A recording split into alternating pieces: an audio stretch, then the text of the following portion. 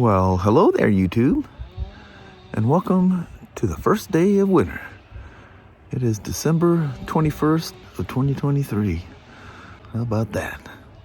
Day started out at 33, and it's 34 now.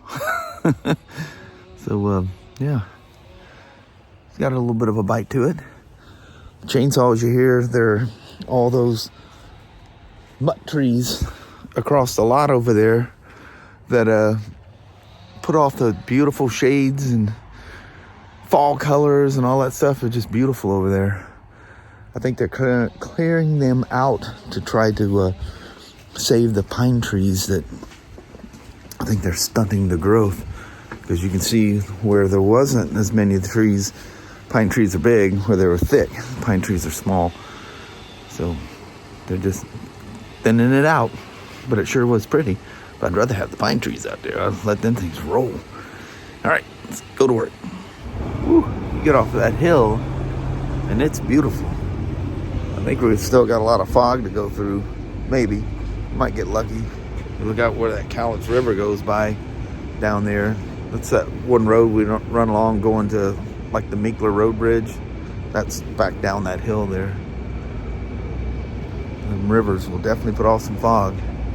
The fog was so thick that when you took the from the other side of the freeway, all you could see was like some green, red, and some white lights. You could not even see GCs. But then you can see how far the freeway it is. When the fog's thick, things have a way of disappearing. But it's weird, you know, you're driving down your own back roads heading home. Sometimes you lose your bearing because you are just, all you see is your immediate area where you're at. Crazy. Things just disappear out there in the fog. You be careful of the critters crossing the road too. Those also disappear until the last second. All right, we're done. 43 degrees. And other than bouts of fog, it was a dry, peaceful drive to work. Yes, it was. It was actually quite nice, actually. Mm-hmm. You like those when that happens. Yeah. Looks like the day is going to be nice. It says partly sunny, which here lately say partly sunny, and it's mostly sunny. Yeah. We'll take them. I like the mostly. I like it when they make a mistake in our favor. Mm-hmm. Well, Mama, Yes, I have. made it Thursday. We did. Go in there and bust the day out. Go on from there. All right. All right. Love you. See you. Bye. I love you. All right. Bye-bye. Bye. All right. We're back in the home shop here again. Yeah, I literally had nothing. The first part of the morning, I built yesterday's vlog because I crashed out when I went in last night. And so I built the vlog there for a little bit at work. And I helped him with some stuff. There was 3 ATV builds, and I just kind of helped him out with that. And that was it. It was super, super quiet. Man, you always get this right before Christmas. It just goes stone quiet.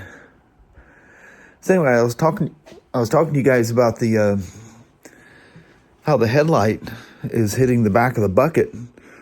Oh, yeah, look, it's creating a seam there. Yeah, that's why I wanted to let it sit there and look at it. So one of two things.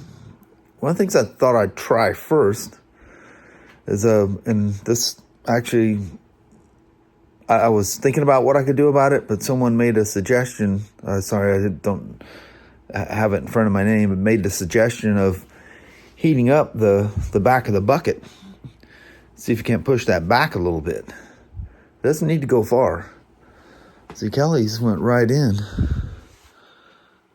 Actually, there is. I just didn't get it in there right. There was literally hardly any stress, but if this works on this, I'll relieve that because it was touching. But this one, I mean, I had to push in to get the screws to line up. So let me move the grom out of the way here, and we'll tear in this thing, see what we can figure out. Figure out something, even if it's wrong. Hopefully not wrong. But yeah, these big deep buckets. Oh, and of course this one's a hole in the cell, so it's got all kinds of room back there. It's like, you know, when you open up the front of a Harley with like the Road King stuff has on it, and Kelly's a freewheeler. But yeah, well, the other thing I was thinking about doing is taking the first bulb I got, which is this one. Not, I just assumed these were the same, so I paid close attention to this one, and it's literally it's actually smaller than a what you call it, halogen bulb. He, himmy, she, himmy.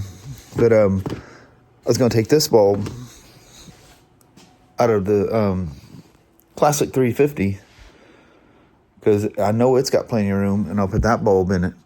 But first, let's just pull that headlight out and see what kind of room we have. Or I need to look underneath there and see what's behind it. Maybe there's something pushing the plastic on mine that's leaning against it, and it's not on Kelly's. Maybe a big wiring loom or something. You know, before I heat anything up, it'd be probably important to see what's behind it. So let's dive in. Let me move some things around here, or I just need to move the Grom out of the way so I have easy access. Took a normal assortment of tools to get to it. I need to look back there. Everything's clear. I put this little guard that runs across here. See how it goes across? Just kind of hiding stuff out of the way, like a garnish kind of a thing. So I got that out of the way. Nothing's back there. What it's hitting when it's straight on, roll the stool out here. What it's doing is dead center is where this coupler is, and that coupler is hitting that piece right back there. It's hitting that raised portion right there. So that might be a little tricky to heat up and get that to soften up. Doesn't have to go much. I don't even know what that's for. Probably, I don't know, it could have been an LED module or something went back there, because there's no depth to it. And what's happening is the back of this bulb, let me just pull all the way off here right quick. The base of this is 7.5 millimeters taller than what the regular halogen bulb is, and the first one I got is that much shorter. It's literally the same size. It's shorter, you know, where they melt the glass at the tip of the halogen bulb. That's the only thing that makes it longer than this bulb. But on the back side, I didn't pay attention to this one. I figured it'd all be the same, so I never gave it a second thought, actually.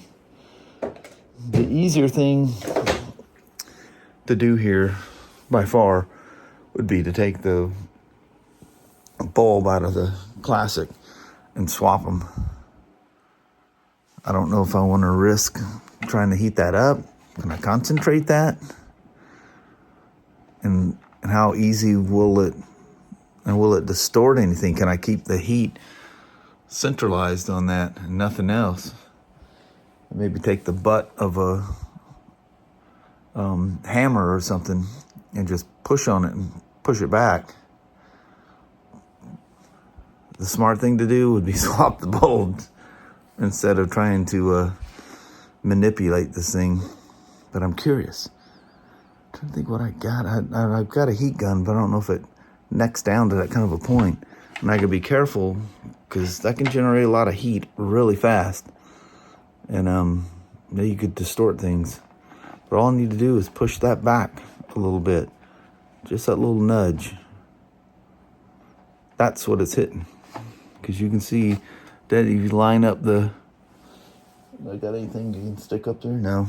But if you line those, I'm looking straight at it, you know, that coupler is going to be sitting, going right in there and hitting that.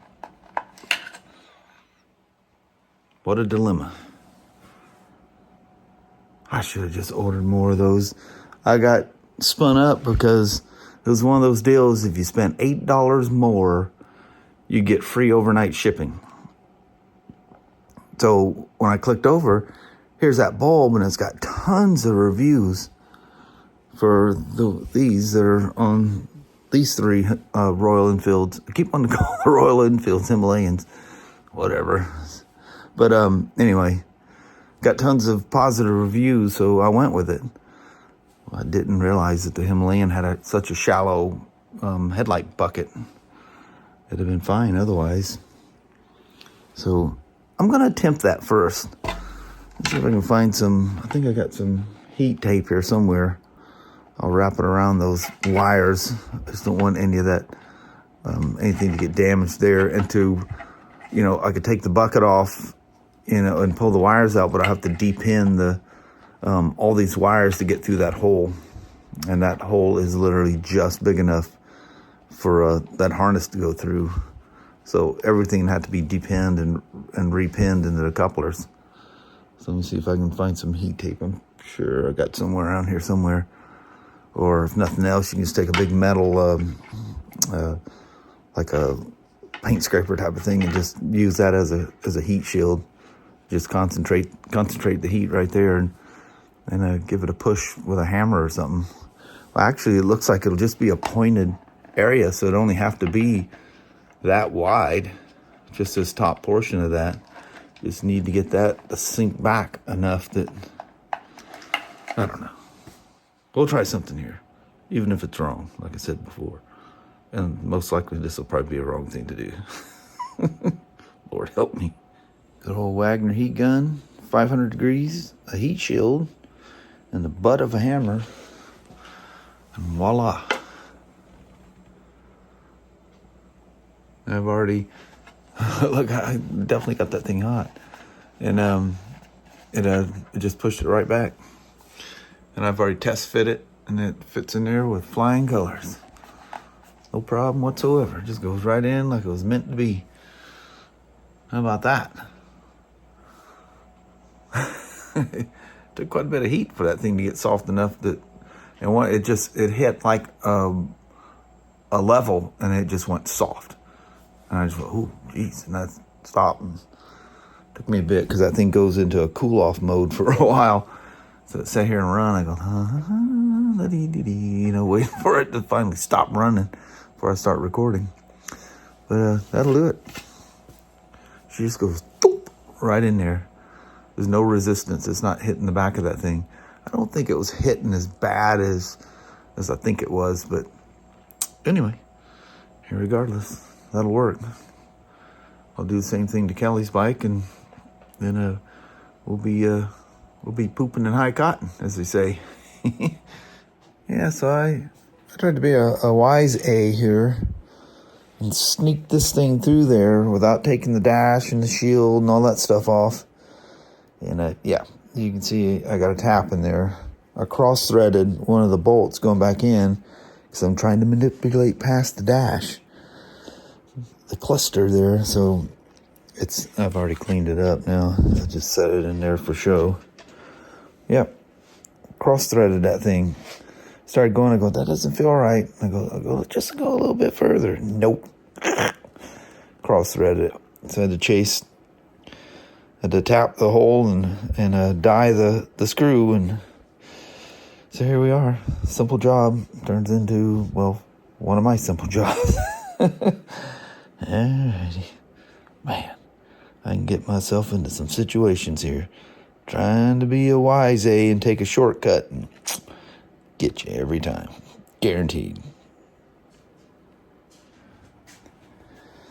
Imagine how much smoother things go when you use, pull the dash out of the way and use the correct tool on it instead of trying to use ball head Allens and swivel tipped extensions. Yeah, that doesn't work. And a ball head. Don't ever use a ball head if it's really tight. But I mean, it worked to get them out, and I thought I could get them in, but I just couldn't manipulate around the dash because the dash. Let me flip it around here right quick. Come on. Get stuck on me. See, the dash, there's not a straight shot to it, so I had to come in at an angle. And oddly enough, this one has more room than this one. Because the fuel gauge or whatever that is down there, yeah, the compass thing is in the way. It bulges out more than it does over here. This one goes in perfectly smooth. This one, yeah, I fought it. And then, yeah, I really got in trouble. So I put it back together. I didn't get very far. Remember I told you they had the shield on this thing incorrectly? They had the well nuts in the upper one, and it tips the windshield too far forward. Well, it was too far forward, and on the trip from Oregon to Washington, the front of the shield nicked that. I don't think you can see that. It nicked that paint on that thing. It didn't go through it, but it's noticeable. And I noticed somewhere along the line, since I've had it, one of the rock dings that you get when you're riding around, I thought that was a speck on there. It's actually a rock ding in the paint. Those things happen when you ride out on the wild roads of the Pacific Northwest. There she is, all back together.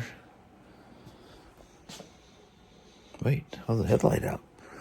Because it did the same thing with Kelly's. And when I loosened that thing up, it was actually on there tighter than I thought. So I was almost pondering just leaving the thing alone. But it's just got the shape of a butt of a of a hammer back there, and it's all it takes, and it fits on there. There's nothing hitting anything anywhere. Works great. I'm glad that worked out.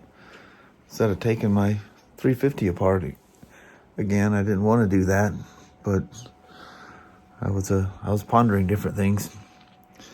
But that'll do it.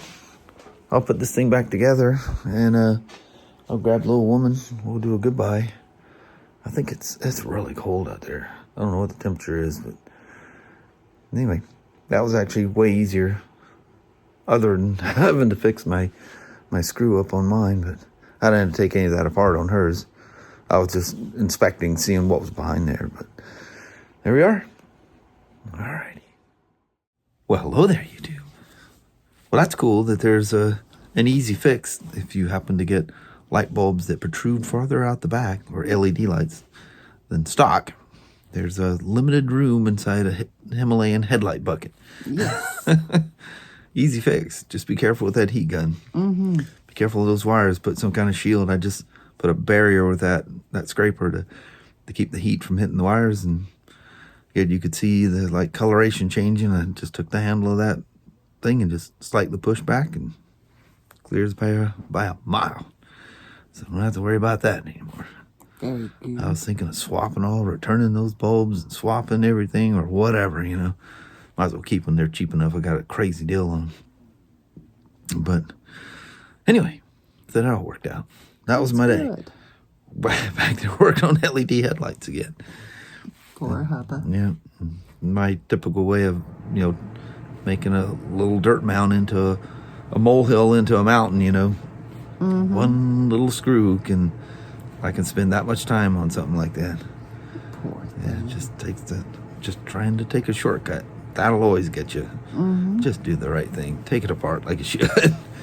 But anyway, on that, we would bail out on you. Alrighty. Well, thank you guys so much for watching. We really do appreciate it. We will talk to you tomorrow. Same smoke time, same smoke channel. Don't forget to give a thumbs up. And you guys have an amazing Friday or Saturday. Heck yeah. All right. And we'll see you in the morning. It's already cold. It'll be nice and cold tomorrow. Yeah. I think it's easily in the 30s. I don't know what it is now. But anyway, thanks for watching. Yes. Bye-bye now.